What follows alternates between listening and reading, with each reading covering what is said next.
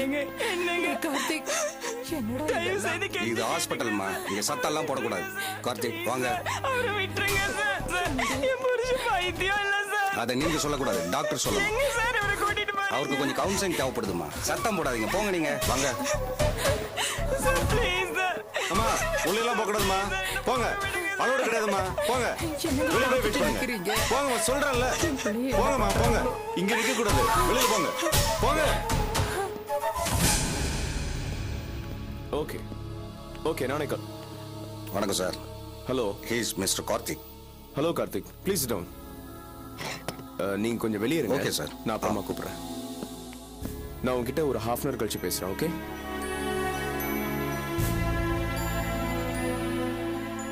Mister Karthik. Karthik தானே உங்க பேரு? பிறந்ததுல இருந்து எல்லாருமே அப்படித்தான் சொல்றாங்க. மிஸ்டர் கார்த்திக், என்ன உங்க ஃப்ரெண்டா நினைச்சுக்கோங்க. நான் கேட்கிற கேள்விக்கு மட்டும் பதில் சொன்னா போதும். நீங்க ஃப்ரெண்ட் எல்லாம் கிடையாது, இருந்தாலும் இட்ஸ் ஓகே. விஷயத்துக்கு வாங்க. உங்க வீட்டுல மொத்தம் எத்தனை பேரு? என்ன சேர்க்காம 5 பேர். ஓஹோ, யார் யாரு? அம்மா, அப்பா, 2 சிஸ்டர்ஸ், அப்புறம் இந்த வாட்ஸ் நேம் ரம்யா. ரம்யா. ஓஹோ, அவங்கள யாரை உங்களுக்கு ரொம்ப பிடிக்கும்? அவங்கள யாரையுமே எனக்கு பிடிக்காது, எல்லாருமே போர். சரி, உங்களுக்கு இன்ட்ரெஸ்டிங்கான விஷயம் ஏதாவது? ஆனந்தி. ஓஹோ, சினிமா, மியூசிக், ஸ்போர்ட்ஸ் எதுலையுமே இன்ட்ரெஸ்ட் இல்லையா? சினிமா, ஒருவேளை ஆனந்தி சினிமாவில் நடிச்சிருந்தா எனக்கு சினிமா ரொம்ப பிடிச்சிருந்திருக்கும். மியூசிக், ஆனந்திக்கு பாட தெரிஞ்சிருந்தா மியூசிக்ல ரொம்ப இன்வால்மெண்ட் காட்டியிருப்பேன். ஸ்போர்ட்ஸ், ஒருவேளை ஆனந்தி பெரிய டென்னிஸ் பிளேயரா இருந்திருந்தா டென்னிஸையும் ரசிச்சிருப்பேன். கிரவுண்ட் ஓரமா நின்று பாலை பொறுக்கி போடுறது கூட நான் ரொம்ப சந்தோஷப்பட்டிருப்பேன். Doctor, what's going on? Sir, he is Karthik. Karthik, I am Dr. Ramanan. How do you do? Nice to meet you. Thank you.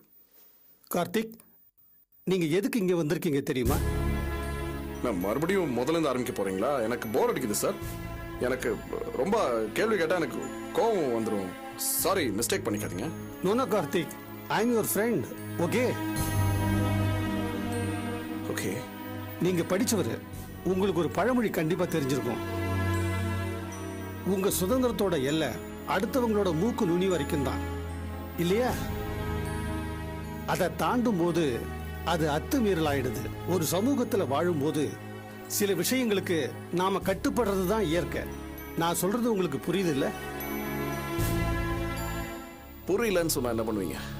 இன்னும் தெளிவா சொல்லி உங்களுக்கு புரிய வைக்க முயற்சி பண்ணுவேன்.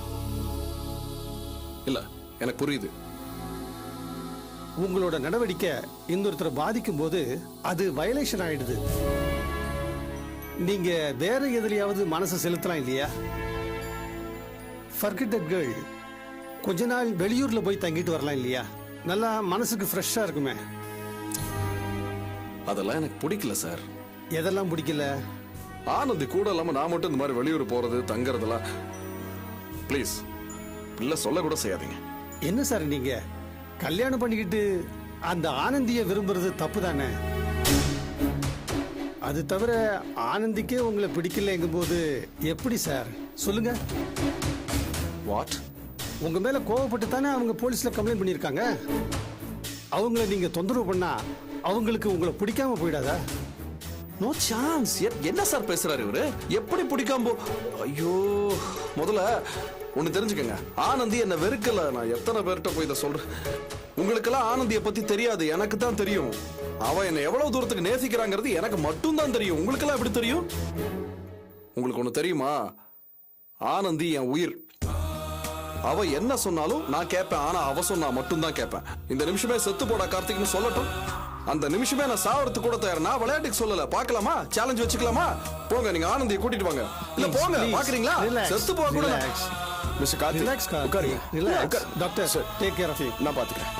கார்த்திக், ப்ளீஸ் உட்காருங்க. ஆனந்தியோ? Okay, just relax. Just relax. என்ன டாக்டர் வரலாம்? நான்சென்ஸ்.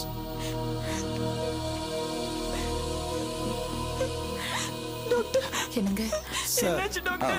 சொல்லுங்க டாக்டர். என்னோட அப்சர்வேஷன் படி அவருக்கு இன்னும் சில கவுன்சிலிங் தேவைப்படுது. ஹி நீட்ஸ் மோர். ஒரு 10 நாள் அவர் இங்க இருக்கணும். we do our best. Okay sir. Doctor, அவருக்கு என்னதான் பிரச்சனை? அவருக்கு ஒண்ணும் இல்லம்மா, பிடிவாதம் தான். ரொம்ப சீரியஸான பிடிவாதம். அதுதான் அவருடைய பிரச்சனையே. என்ன டாக்டர் சொல்றீங்க? குழந்தைங்க பொம்மைக்காக அழும் தெரியுமா? அதே மாதிரி தான். நினைச்ச பொம்மை கிடைக்கலன்னா குழந்தை முதல்ல அழும், அப்புறமா சமாதானம் ஆயிடும், வேற பொம்மையோட விளையாட ஆரம்பிச்சிடும். கார்த்திகோட பிரச்சனை என்னன்னா, ஆனந்தி தனக்கு கிடைக்கலன்னு அவர் மனசை சமாதானப்படுத்திக்க முடியல. பிடிவாதமா ஆனந்தி வேணும்னு நினைக்கிறாரு. அந்த அதீதமான பிடிவாதம் தான் அவரோட பிரச்சனை. கடவுளே, நான் என்ன பண்ணுவேன்? ஆனந்தி தனக்கு இல்லைங்கிற யதார்த்தத்தை அவருடைய ஆழ் மனசு நம்ப மறுக்குது. குழந்தை மாதிரி அது பிடிவாதம் பண்ணுது. நாங்க அதை அவருக்கு புரிய வைக்க முயற்சி பண்றோம். நீங்க ஒன்றும் கவலைப்படாதீங்க. தொடர்ந்து கவுன்சிலிங் மூலியமா அவரை சரி பண்ண முடியும். ஒரு 10 நாள் இங்க இருக்கட்டுமா? நாங்க பாத்துக்கிறோம், நீங்க போங்க, பயப்படாதீங்க. நம்பி இருக்க டாக்டர். டோன்ட் வரி, நீங்க எதுக்கும் கவலைப்படாதீங்க. கிளம்புங்க. இன்ஸ்பெக்டர் வாங்க. Please doctor. அழாதம்மா, அழாதம்மா. அழாதம்மா, எல்லாம் சரியாயிடும். நான் இருக்கேன்ல, எதுக்கும் கவலைப்படாத, நான் பார்க்கிறேன். எல்லாம் சரியாயிடும். வா, போலாம். வா.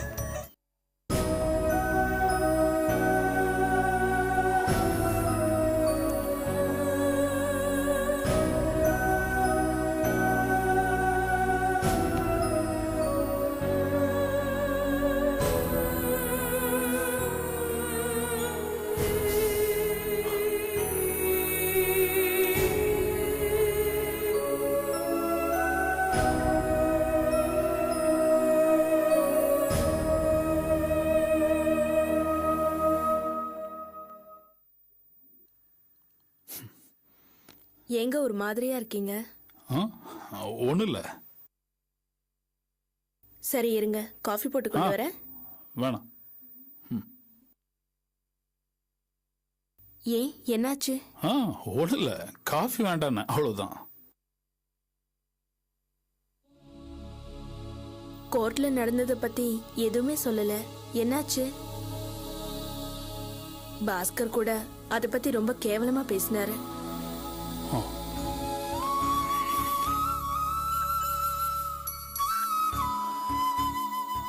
கோர்ட்ல அந்த கார்த்திக் ரொம்ப பைத்தியக்காரத்தனமா நடந்துக்கிட்டான்.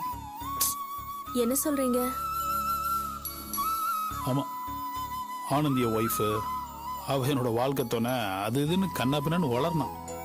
அது போதாதுன்னு அந்த சுஜாதா அபியோட பழைய வாழ்க்கையை பத்தியும் ஆனந்தியை பத்தி கண்டபடி இழுத்து பேசியும் ரொம்ப அசிங்கப்படுத்திட்டாங்க. அப்புறம் என்ன, ஜட்ஜி அந்த கார்த்திக் நடந்துகிட்ட விதத்தை பார்த்து அவர் மென்டலி அஃபெக்டா இருக்காரா என்ன அப்படின்னு நமக்கு தெரியணும்னு சொல்லி ஒரு சைக்காட்டிஸ்ட அனுப்பி வச்சிருக்காரு. கோர்ட்ல அப்புறம் என்னைக்கு விசாரிச்சாங்க, நடந்த விஷயத்த சொன்னேன். அபியும் ஆனந்தியும் கோர்ட்ல பட்ட பாட்டை பார்த்தா ரொம்ப கஷ்டமா இருந்துச்சு. என்ன செய்யறது, விடுங்க. அந்த பாஸ்கர் உங்களையும் என்னையும் சேர்த்து வச்சு கண்டபடி பேசினாரு. வருத்தப்பட்டு என்ன ஆக போகுது? இப்போ ஆனந்தி என்ன நினைக்கிறாங்களோ? இல்ல, இதுல ஒரு சந்தோஷமான விஷயம் என்னன்னா, அபியும் ஆனந்தியும் கோர்ட்டோட எல்லா பிரச்சனையும் முடிஞ்சிருச்சுன்னு ரிலீஃபா ஃபீல் பண்றாங்க.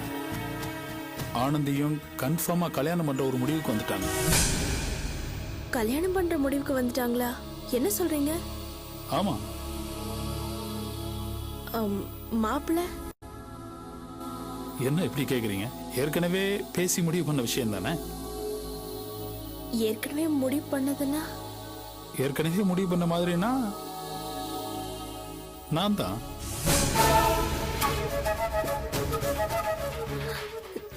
என்ன சொல்றீங்க? இதுல அதிர்ச்சி அடைகிறதுக்கு என்ன இருக்கு சாந்தி?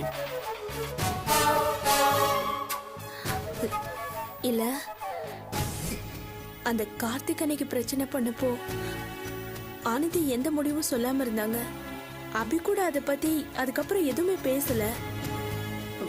பின்ன எப்படி திடீர்னு? அதான் கோர்ட்ல எல்லாம் தெளிவா ஒரு முடிவுக்கு வந்தாச்சு. அபி அன்னைக்கே சொன்னாங்க, அந்த கார்த்திக் பண்ணது பெரிய முட்டாள்தனம். அன்னைக்கு சூழ்நிலையில அபி ரொம்ப அமைதியா இருந்தாங்க. இன்னைக்கு தான் எல்லாம் முடிஞ்சு போச்சு. ஆனந்திக்கு என்ன கல்யாணம் பண்றதுல பரிபூர்ண சம்மதம் தான்.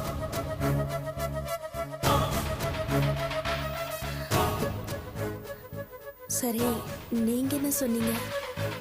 இதுல நான் சொல்றதுக்கு என்ன இருக்கு? என்னோட தனிப்பட்ட கருத்துன்னு இதுல எதுவுமே கிடையாது. என்ன சொல்றீங்க? ஆமா சாந்தி, நீங்க தான் அடிக்கடி சொல்லுவீங்களே அபி சொல்றதுக்கெல்லாம் தலையாட்டுறேன்னு. அதே மாதிரிதான் இப்பவும் அபி சொன்னாங்க, இந்த கல்யாணத்துக்கு சம்மதிச்சிட்டேன்.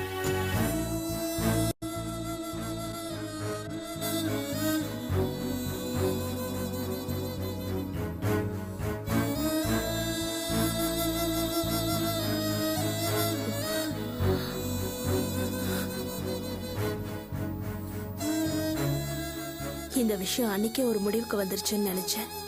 இன்னும் விடாம துரத்துதே. இவரும் எதுவும் சொல்லாம தலையாட்டிட்டு வந்திருக்காரு. இல்ல, இதை விட போறதில்ல. எனக்கு கிடைக்காத நீங்க வேற யாருக்கும் கிடைக்க கூடாது. கிடைக்கவும் விட மாட்டேன்.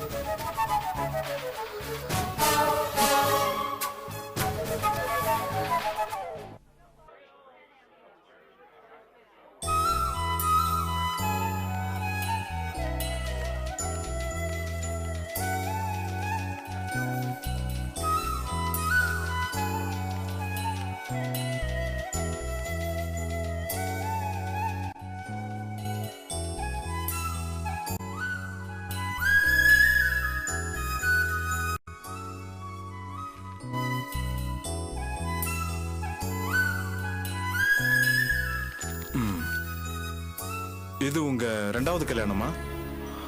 ஆமா சார். முதல் கல்யாணம் நடந்து நாங்க பிரிஞ்சிட்டோம். பரஸ்பரம் ஒத்துக்கிட்டு தான் பிரிஞ்சோம். இதெல்லாம் பத்தாது சார். நியாயமா பார்த்தா முறைப்படி விவாகரத்தை நீங்க கோர்ட்ல வாங்கி அந்த ஜட்ஜ்மெண்ட் இங்க காமிக்கணும். இது மாதிரி பேப்பர்ல எல்லாம் காமிச்சீங்கன்னா வேலைக்காகாது சார்.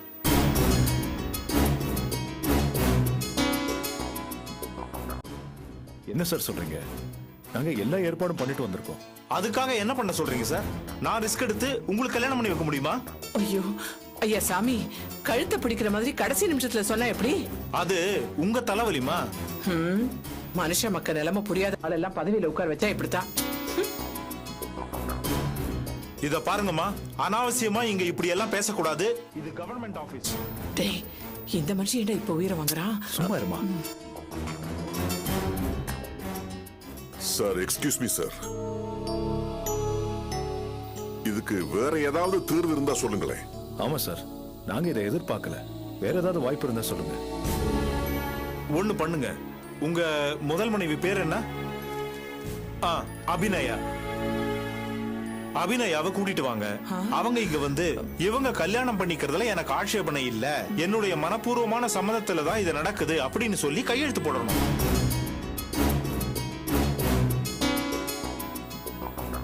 அது மட்டும் இல்ல, இது மாதிரி நீங்க ஏன் அவங்கள பிரிஞ்சு ரெண்டாவது கல்யாணம் பண்ணணுங்கிறதுக்கு சில காரணங்கள் இருக்கு. உதாரணமா, குழந்தை பெற தகுதி இல்லாம இருக்கிறது, உடம்புல தீராத வியாதி, மனநிலை சரியில்லாம இருக்கிறது, இது மாதிரி சில காரணங்கள் இருக்கு.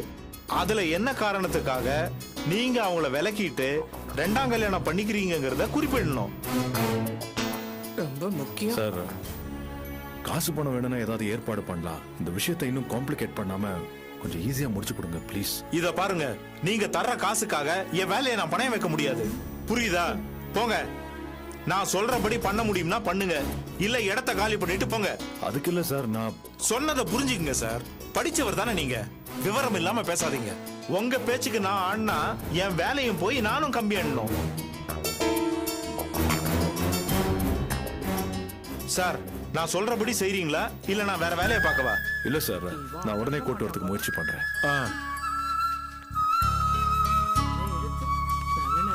பாஸ்கர், போய் எப்படியாவது அவிய கூட்டி வந்துருங்க. வேற வழி இல்ல. சரிங்க சார்.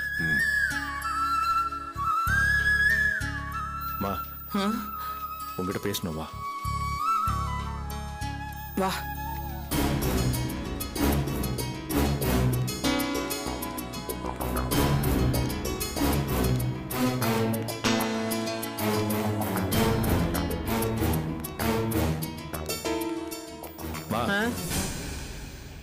அந்த ஆள் சொன்னதை கேட்டேல, போய் கூட்டு அபி.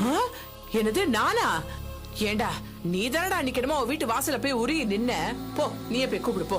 நான் போனா வம்பு. நான் எப்படிமா போய் கூப்பிட முடியும்? என்ன நான் மட்டும் எப்படா போய் கூப்பிடுவேன்? நானும் சரி நீயும் சரி அவளை என்ன கொஞ்சமா படுத்திருக்கோம். நான் போக மாட்டேன்.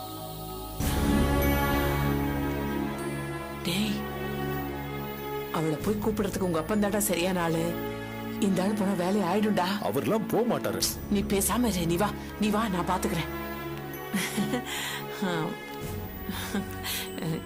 என்னங்க, நம்ம பையன் கல்யாணம் தெரியும். நேரமாக போகுது, சீக்கிரம் பண்ணிட்டு வர சொல்லு. ஆசீர்வாதம் பண்றதுக்கு என் மனசை தயார்படுத்திக்கிட்டேன்.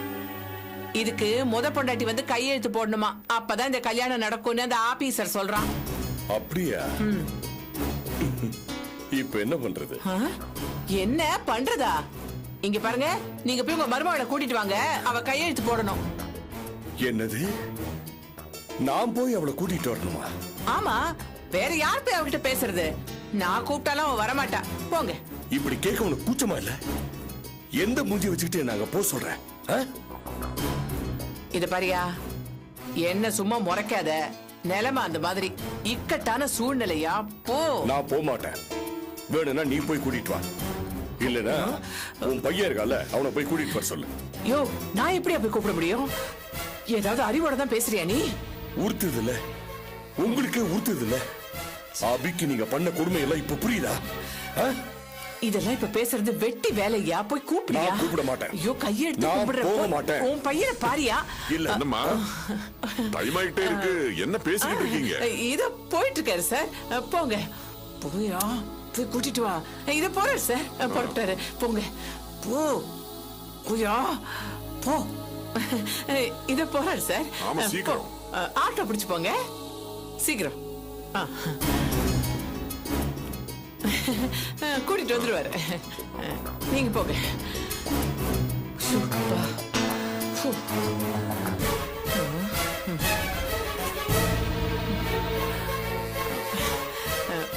கூட்டிட்டு வந்துருவாரு, கவலைப்படாத.